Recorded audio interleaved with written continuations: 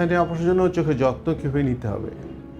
আমরা অপারেশনের পরে একটা কয়েকটা নিয়ম করে লিখে যে নির্দেশাবলী যেটাকে আমরা বলি। তা আমাদের প্রথমে হচ্ছে গিয়ে চোখে পানি লাগবেন না। এখন সাধারণত যদি ফ্যাকো সার্জারি করা হয় সেক্ষেত্রে 2 সপ্তাহ লিখে দিই যে পানি লাগানো যাবে না সরাসরি।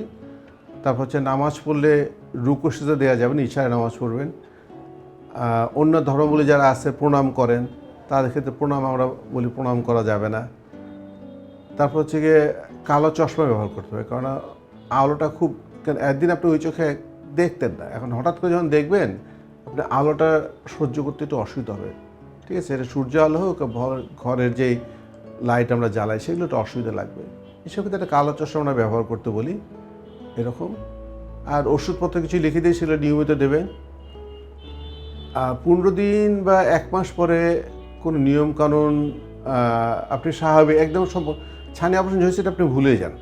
আমি রুগীদেরকে বলি যে এইটা যে আপনার অপারেশন হয়েছে 1 মাস পরে আপনি টোটালি ভুলে যান। এটা নিয়ে মাথার মধ্যে অযথা একটা আমার অপারেশন হয়েছে এটা নিয়ে অযথা একটা ডায়ালেমাতে থাকার দরকার নেই। ঠিক আছে, কাজে একদম স্বাভাবিক থাকেন আপনি।